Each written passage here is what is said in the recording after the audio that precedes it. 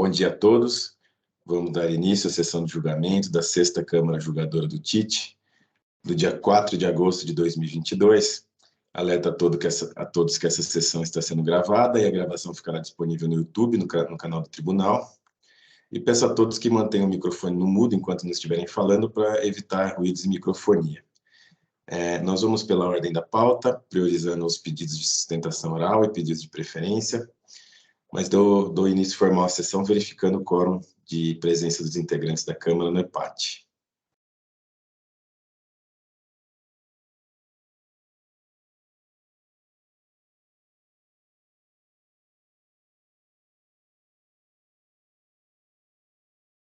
Todos confirmaram presença, então estão presentes além de mim, Dr. João Marcelo Vasconcelos de Oliveira, agora integrante permanente da nossa 6ª Câmara, Dr. Ítalo e o Dr. Rui Carlos Giraldi, que hoje está substituindo o Dr. João Silag, além da doutora Aline da representação fiscal. Então, dou início formal à sessão. Hoje nós temos 2 processos na pauta e um pedido de sustentação oral. Então, vamos começar pelo pedido de sustentação oral, que é do autuado Danone Limitada, auto de infração 4064270, é um recurso misto de minha relatoria. Apesar de estar recurso misto aqui no sistema, é só um recurso ordinário, porque a parte cancelada em primeira instância foi o valor abaixo do limite para recurso de ofício. Então, a gente tem só um recurso ordinário em julgamento. Pedido de sustentação oral da doutora Natália Yumikaji, que já se encontra aqui presente. Bom dia, doutora Natália. Doutora, eu vou fazer uma breve leitura do relatório, depois a gente passa para a sustentação oral, ok? Então, aqui nós estamos diante de acusação de 3 infrações. A primeira é uma infração relativa ao crédito do imposto.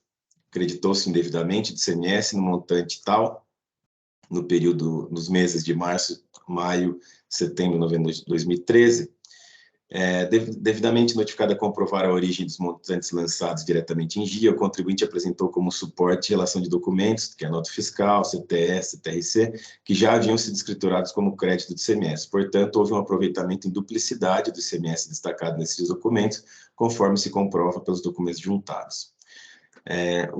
Segunda acusação, também de crédito indevido de ICMS, creditou indevidamente ICMS no montante tal, no período de janeiro a dezembro de 2013, por ter sido utilizado base de cálculo superior à estabelecida em lei para cálculo do crédito outorgado, conforme demonstrado no relatório circunstanciado e comprovado pelos documentos juntados. Para o cálculo do crédito outorgado, o contribuinte deveria ter deduzido as devoluções de mercadorias de suas saídas internas de leite, conforme determina a legislação, entretanto não o fez. E a terceira e última acusação é a infração relativa a livros fiscais, contábeis e registros magnéticos. Deixou de escriturar no período tal, conhecimento CTRC, relativos à entrada de mercadorias e aquisições de prestações de serviços de transportes no estabelecimento, referente a operações tributadas, conforme se comprova pelos documentos juntados. As operações do período já se encontravam escrituradas e, apesar de devidamente notificado e renotificado a informar os livros e folhas onde referidos documentos fiscais estariam lançados, o contribuinte não o fez. Na decisão de primeira instância administrativa, houve um cancelamento parcial do item 1, mas, como eu adiantei, era um valor abaixo do limite, por isso que não houve o recurso de ofício. Esse é o relatório. Passo a palavra, então, para a doutora Natália, para a sustentação oral. Obrigada. Senhor relator, bom dia a todos. A discussão está bem posta e bem delineada. Nós estamos aqui diante de supostos créditos indevidos e um descumprimento de obrigação acessória. No tocante aos créditos indevidos, eu gostaria aqui de repassar rapidamente sobre aqueles pontos que não foram de pronto cancelados numa primeira decisão. Fazendo um breve contexto aqui, o recurso ordinário que se traz à análise agora, ele já foi incluído na pauta de julgamento anterior, numa composição anterior. E nesse julgamento, ele apenas não se concluiu em razão de um pedido de vista que foi proferido naquela ocasião. Porém, antes mesmo do pedido de vista, o então relator do caso já tinha reconhecido a improcedência do auto de infração em relação ao item 1.1, o primeiro item do crédito em duplicidade. E aqui eu gostaria de repassar rapidamente do porquê os itens que remanesceram sobre o crédito em duplicidade não procedem. em que parece ser uma discussão bastante enfática e que já foi bem explanada pela documentação que consta nos autos, tá? Mas, rapidamente, apenas até mesmo para fins de contexto fático, o que aconteceu? A Danone, naquele período, nós estamos falando aqui de período de 2013, especificamente o item 1.1 é março de 2013, a Danone, ela inseriu os dados no campo ICMS entradas da GIA, e após a inserção desses dados, verificou-se uma operação posterior, tá? Na verdade, uma operação posterior, que ali não constava. E porque ela não conseguia retificar e incluir essa nova operação no campo ICMS entradas, ela incluiu esse mesmo valor do ICMS no campo de outros créditos. Quanto da transmissão do SPED, essa nova operação já era de conhecimento da empresa, portanto, no campo ICMS entradas, ela já deveria ter colocado tanto o valor de ICMS entradas que constava na GIA, somado ao valor de outros créditos. Porém, houve um equívoco nessa transposição de dados. E o que aconteceu? Especificamente para o item 1.1, isso vai se replicar para os próximos itens também. Quando dessa transposição de dados para o SPED, o que aconteceu? No campo ICMS entradas, a empresa, por um lapso, acabou informando um valor a maior. E quando também lançou as operações tributadas no SPED, ela, por um lapso, acabou informando um valor menor. Ou seja, se a gente fizer o decote do valor que foi lançado a maior no campo ICMS entradas, com o valor que foi lançado a menor nas operações tributadas, a gente teria lá um ajuste a ser feito no valor de 460 mil, especificamente para o item 1.1, tá? E esse ajuste foi feito. Só que quando o ajuste foi feito, ele decotou o valor do crédito de outros créditos da GIA que já estava no ICMS entrada. E porque decotou, a empresa foi obrigada a lançar novamente esse mesmo crédito no campo de outros créditos do SPED. Mas isso, os jogadores vejam que, em momento algum, o campo outros créditos do SPED, especificamente em relação à inflação 1.1, levou um crédito em duplicidade. O ajuste, na verdade, retirou este crédito que estava em duplicidade, que já estava no campo ICMS entradas, e obrigou a empresa a lançar novamente. Este item, inclusive, ele foi reconhecido pelo julgamento anterior do recurso, desse recurso ordinário. E essa mesma situação ela se replicou para os próximos itens. Eu vou abrir aqui um pouco o item 1.4, da autuação do crédito em duplicidade. Também é um valor diminuto, um valor ali de 76 mil histórico. O que aconteceu? A mesma situação. A GIA transmitida, verificou-se uma operação posterior. A empresa não conseguia mais inserir essa informação no campo ICMS entradas da GIA. Lançou este valor em outros créditos. Na transposição para o SPED, houve um lançamento equivocado, porque o campo ICMS entradas foi lançado num valor menor. Só que um valor menor, muito menor mesmo, um valor de 3 mil reais. Ou seja, o valor de outros créditos da GIA já compunha o ICMS entradas do SPED, com um pequeno ajuste a ser feito de 3 mil reais. Esse ajuste foi feito no campo outros créditos. Portanto, não há que se falar num crédito de duplicidade também para o item 1.4. E seguindo adiante, aqui o item 1.4 ele se desdobra num outro valor. E esse outro valor também não é um crédito de duplicidade pelo seguinte motivo.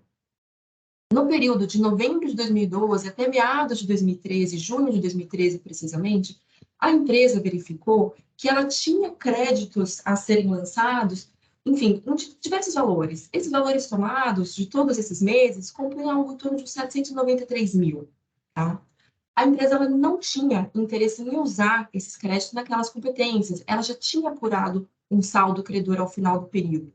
E por conta disso, o que a Danone fez? Ela transmitiu SPEDs substitutivos, justamente para fazer o estorno destes créditos naquelas competências ordinárias, e com isso permitir que este crédito fosse utilizado em novembro de 13, quando de fato a empresa tinha interesse em utilizar esses créditos. Porém, quando a empresa transmitiu o primeiro SPED substitutivo relativo a novembro de 12, o sistema bloqueou a transmissão dos demais SPEDs. E é comum isso acontecer, é esperado que isso tivesse acontecido. Pediu para que os SPEDs substitutivos em relação às demais competências fossem analisados, fossem recebidos e processados. Esse pedido não foi analisado. E aí, o que aconteceu? De fato, a fiscalização identificou um crédito de duplicidade, porque ela não verificou os SPEDs substitutivos que haviam sido transmitidos. Quando do julgamento deste feito, excelências, foi determinada uma baixa em diligência para que se avaliasse se os SPEDs substitutivos que teriam sido cuja transmissão foi requerida pela Danone fossem de fato analisados para fins de se verificar se de fato, considerando os aspectos substitutivos, esse crédito de cidade permaneceria. A diligência retornou com a seguinte conclusão: não é possível verificar, por quê? Porque quando a empresa transmite os aspectos substitutivos em relação às demais competências, ela faz um aumento proporcional do valor do ICMS entradas e faz o estorno desse mesmo valor. Então, ela anula o montante lançado. Essa foi a conclusão. E a manifestação que a empresa apresentou em relação a essa baixa diligência é clara. O racional do senhor auditor fiscal só faz sentido se, de fato, este valor já compusesse o valor de ICMS entradas, porque, de fato, se eu já tenho o valor dentro do ICMS entradas, a partir do momento que eu aumento e estouro, eu fico com o status quo ante. Só que, nas respostas que foram apresentadas pela empresa no curso de fiscalização, se evidencia que este valor nunca compôs o valor de ICMS entradas. Portanto, se ele nunca esteve aqui e se a empresa fizesse este estorno, o resultado final seria, se ela faz esse estorno, ela decota o valor de ICMS entradas, isso levaria, inclusive, a uma mudança do saldo, do resultado daquele período. Levaria ou um saldo devedor maior ou um saldo credor. E não foi isso que aconteceu, justamente porque o valor nunca esteve aqui, para que de fato fosse feito o estorno e aquele crédito não fosse utilizado naquela oportunidade, a empresa se viu obrigada a fazer um lançamento de entrada e se tornar esse mesmo crédito para tirar aquele efeito matemático naquela competência e levar esse crédito, de fato, quando for utilizado para novembro de 13. Então, essas questões, assim, elas estão bem demonstradas, especialmente quando do retorno da manifestação à baixa em diligência. Se for o caso, se Vossas Excelências preferirem, que se baixe novamente em diligência, porque este ponto de que o valor nunca compôs o montante de ICMS entradas não retornou para a análise do auditor fiscal posteriormente. E seguindo adiante, aqui nós fechamos, então, o cenário em relação ao primeiro ponto da autuação, ao primeiro ponto de crédito em duplicidade, tá? Mas o item 1 do auto de infração, ele ainda se desdobra. Ele fala em um crédito indevido, por quê? Porque, segundo a fiscalização, a empresa ela deveria ter feito a devolução correspondente às operações com leite longa-vida, leite esterilizado, que teriam sido beneficiadas por um crédito otorgado. Em outros termos, a empresa tem direito a usufruir do artigo 32 do anexo 3 do ICMS, ou seja, ela tem direito a lançar um crédito otorgado de 14% das saídas tributadas, e a fiscalização entende que ela se utilizou de uma base superior prevista na lei quando ela não deduziu dessa base de cálculo do crédito otorgado as devoluções desse leite longa-vida. Aqui é importante também retomar que no julgamento anterior do recurso de apelação, este foi um ponto que, por voto de qualidade, foi julgado improcedente em relação ao auto de infração. E a questão aqui é bastante simples, jogadores. O artigo 32 do anexo 3 do ICMS, ele prevê tão unicamente uma única condição para o usufruto do crédito otorgado: saídas internas tributadas. Não há, naquele campo específico, naquele anexo específico, qualquer determinação de que as saídas para fins de cálculo do crédito otorgado são todas aquelas, com exceção de retorno real ou simbólico, devoluções, etc. Não existe qualquer previsão nesse sentido. E por uma razão lógica, excelências, o crédito otorgado, ele independe de créditos de entrada. O crédito otorgado, ele se refere à saída, o crédito é pela saída tributada. Ele independe dessa entrada. Nós não estamos falando numa situação de entradas e saídas, é um crédito otorgado. E tão verdade é que ele independe das entradas e que ele exige uma previsão expressa de estorno em caso de devolução, que o próprio ICMS já se comportou nesses termos em outras situações. E eu vou dar um exemplo. O antigo artigo 18 do anexo 3 do ICMS, quando ele falava de crédito otorgado para frigoríficos paulistas, operações com carne, ele também concedia o mesmo crédito otorgado, o caput idêntico ao 32. Porém, ele fazia uma ressalva. Ele falava que as saídas para fins daquele crédito otorgado com operações com carne deveriam sim desconsiderar a devolução, e o que não ocorre com o crédito otorgado relativo ao leite longa-vida. Portanto, se o ICMS se comporta de uma determinada forma e expressamente prevê a devolução como sendo um decote necessário para fins de apuração do crédito otorgado, isso só evidencia que o crédito otorgado ele não se confunde com o crédito de entrada, o crédito otorgado é pela saída, e ele sim, por sua peculiaridade, ele exige uma previsão expressa no ICMS para fins de obrigar o contribuinte que faz uso daquele benefício a excluir as devoluções, desculpa, o valor correspondente às devoluções, às entradas dessa mesma mercadoria. E, por fim, caminhando aqui para o desfecho dessa sustentação oral, o último ponto do auto de infração é aquele relativo a obrigações acessórias. Aqui, jogadores, o que eu tenho a falar para vocês é o seguinte: de fato, a gente está falando da não escrituração de notas fiscais eletrônicas, conhecimento de transporte, rodoviário de carga. Todas essas operações relativas a entradas de serviços e mercadorias em operações tributadas para dentro da Danone. A Danone, ela reconhece que, de fato, por um lapso, naquele período, novamente estamos falando do ano de 2013, 12 e 13, essas operações, esses documentos fiscais não foram escriturados. Porém, ponto 1, nós estamos falando aqui de operações de entrada que não causaram qualquer tipo de prejuízo para o fisco, quando muito, na verdade, se deixou de contabilizar eventual crédito decorrente dali, ou seja, foi, no final do dia, em benefício ao fisco.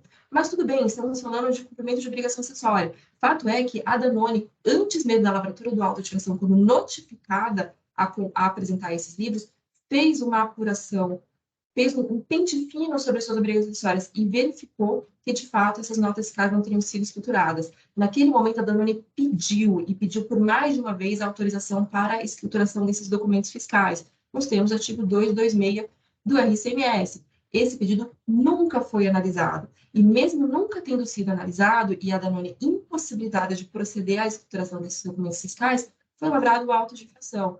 E aqui, pela boa-fé que foi demonstrada pela empresa, antes mesmo da lavratura do auto, pela ausência de prejuízo ao erário, pede-se a relevação da multa nos termos do 527A do RCMS. Então, são essas considerações que tenho certeza que já foram muito bem analisadas por esses jogadores, que eu gostaria de colocar nessa oportunidade, fica à disposição. Obrigada. Obrigado, doutora Natália.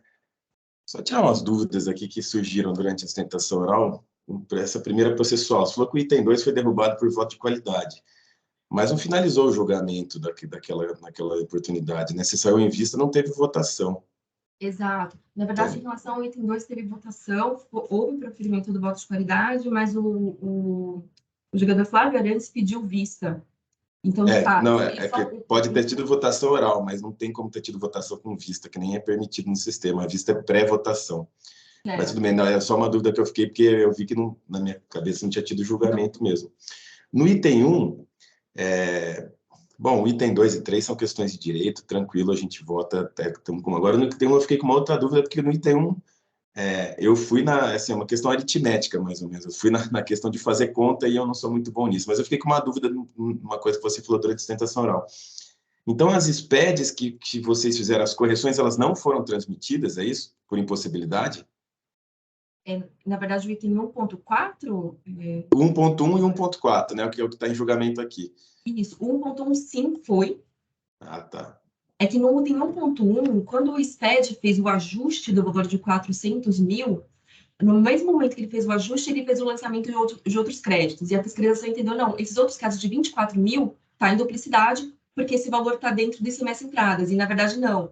O ajuste justamente decotou esse valor de ICMS entradas. Agora, no item 1.4, desculpa, só terminando aqui a responder a sua pergunta, o item 1.4, os SPEDs, a partir de novembro de 12, eu vou falar para vocês quais são as competências, não foram transmitidos. Porque eu acho que foi isso, porque teve diligência para o fiscal se manifestar, só que ele falou, não vou nem manifestar porque não foi transmitido, não vale para a gente, é isso. Janeiro, fevereiro, março, abril e junho de 13 não foram transmitidos, e foi justamente por isso que foi feita a baixa diligência. Tá. Eu vou pedir... a Aline pediu a palavra? Não. Desculpa. Eu vou pedir desculpa a todos, inclusive você, doutora Natália, eu vou ter que tirar esse processo, porque surgiu essa questão aqui que eu não tinha verificado no meu voto, e vai mudar um pouco o meu entendimento em um dos itens. Então, eu vou ter que... Só que eu não vou conseguir fazer essa alteração agora. Eu vou ter que tirar, vou tirar de pauta e vou retornar na semana que vem esse processo. na sessão do dia 11 de agosto, dia do advogado, inclusive. Tá bom? Pessoal, peço desculpas a todos aí, mas surgiu essa questão e que eu vou ter que refazer. Então, eu vou retornar, voltando aqui ao julgamento, vou devolver o processo, vou até devolver já direto para a agenda da pauta, para possibilitar a pauta para a semana que vem, e com isso nós finalizamos o julgamento do caso da Noni Limitada, agradecendo a presença da doutora Natália no dia de hoje. Obrigada a todos. Bom dia. Bom dia. Vamos para o próximo processo da pauta.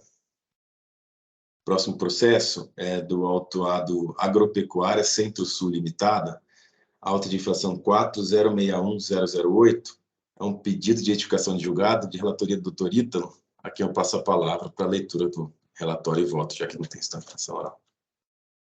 Bom dia a todos, obrigado, presidente. Então, me permito ir direto à leitura.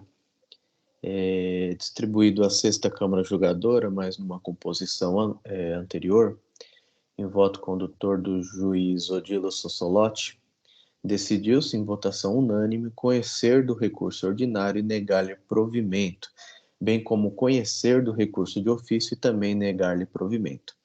Daquela decisão, o peticionário apresentou esse pedido de retificação de julgado, folhas 14.449 e 1.481.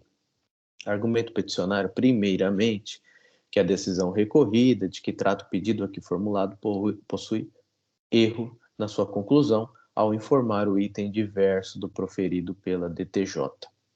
Digo eu que equivoca-se a recorrente, não existindo qualquer erro de fato no dispositivo decisório do acórdão. Reforça-se no ponto que a decisão proferida pela unidade de julgamento havia mantido parcialmente o item 1, mantido integralmente o item 2.2 e cancelado o item 3.3. Já o acórdão recorrido, em conclusão, conheceu do recurso de ofício para no mérito negar-lhe provimento e conheceu do recurso ordinário para no mérito negar-lhe provimento, mantendo a exigência fiscal referente aos itens 1 e 2, como decidido pelo órgão ACO. Ou seja, sem qualquer margem a dúvidas, a decisão colegiada manteve integralmente a decisão de piso, que, reitere-se, cancelou o item 3, manteve parcialmente o item 1 e manteve integralmente o item 2. O dispositivo decisório espelha perfeitamente a fundamentação da decisão colegiada, não havendo falar em erro na conclusão da decisão recorrida.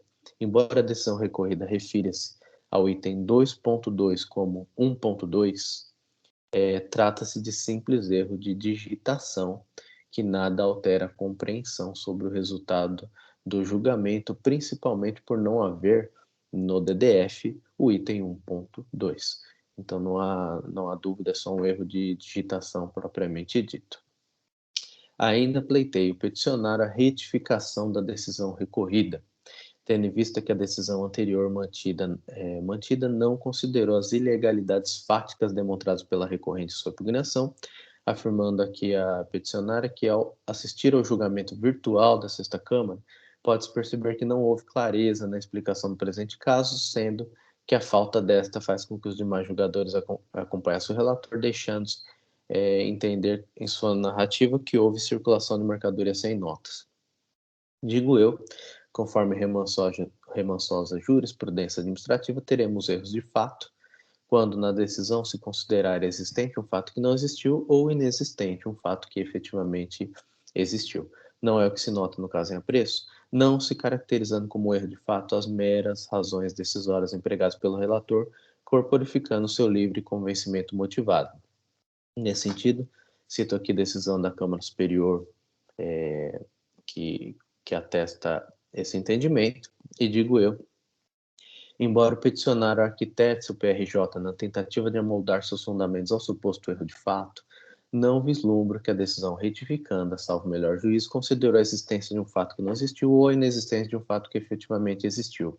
Vez que a decisão, concorde-se ou não, expôs as razões de seu convencimento, não havendo indícios de ter considerado um fato inexistente como existente ou vice-versa, mas sim exprimiu sua convicção, erigida através dos fatos narrados, provas trazidas e outros elementos, extrínsecos ou intrínsecos, que se agregam na formação do convencimento do julgador.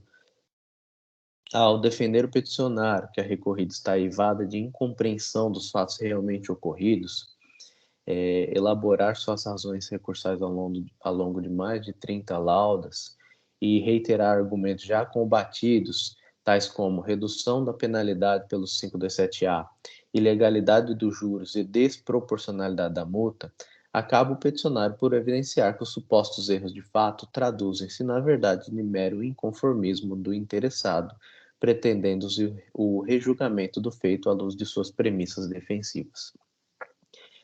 A eventual inadequação da apreciação da prova, o erro iuris, a eventual omissão no enfrentamento de argumentos essenciais ao desdém do feito ou a suposta deficiência ou insuficiência de fundamentação não se confundem com o conceito de erro de fato e, por conseguinte, não autorizam o manejo do PRJ para o fim que aqui se pretende. Se houver equívocos na decisão retificanda, como defende o peticionário, caberia ao interessado manejar o recurso cabível à espécie, cuja judicância não mais pertence a essa instância recursal. Entendo, portanto, que o PRJ não merece conhecimento ante a ausência de apontado erro de fato, razão pela qual eu não conheço do pedido de retificação de julgado. Vou só fazer um ajuste aqui, um erro aqui que eu verifiquei na leitura e já faço o lançamento, presidente. Prefeito, doutor Ítalo, eu acho que dá para você mesmo pedir ainda para editar aí, porque não tinha sido lançado. Já vou corrigir, já lanço. Perfeito. Mas obrigado pela leitura do voto. Abro a palavra, então, aos demais integrantes da Câmara para debates.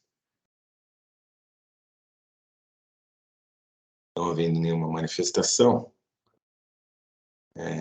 eu também vou... Está no mudo, doutor João. Agora sim, agora sim. Obrigado. Eu já vou me adiantar aqui para dizer que acompanho o doutor Ítalo, porque o inconformismo com a decisão está muito bem explicado. Nós não estamos tratando de um erro de fato. Estamos tratando de inconformismo com a decisão e não é o meio adequado do meu ponto de vista, ao meu ver. Então, eu já digo que acompanho o doutor Ítalo. Muito obrigado. Perfeito, doutor João Marcelo, é isso mesmo. Normalmente, a gente vê em muitos casos aqui, os contribuintes tentam usar o pedido de retificação de julgado como um recurso a mais aí para discutir o mérito, mas não é a função desse recurso, né? Lançado, presidente. Voto lançado. Se não houver mais nenhum pedido de manifestação, eu vou encerrar os debates e verificar o quórum de votação.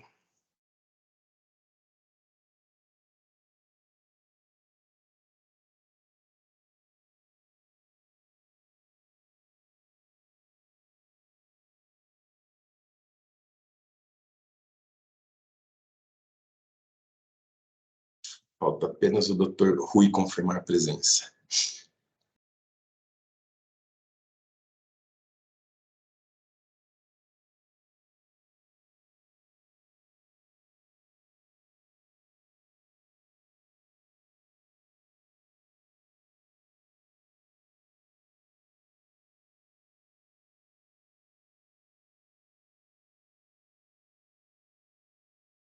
Pronto, o doutor Rui confirmou a presença, estão todos confirmados, eu inicio votação.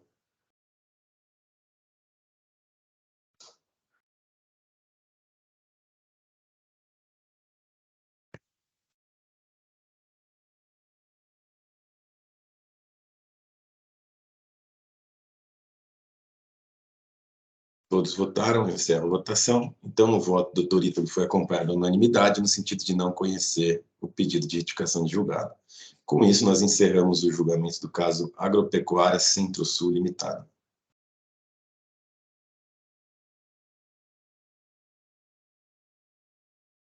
E assim nós terminamos o julgamento dos dois processos da pauta de hoje. Então, eu vou encerrar a sessão de julgamento aqui no EPAT, para que seja gerada a ata.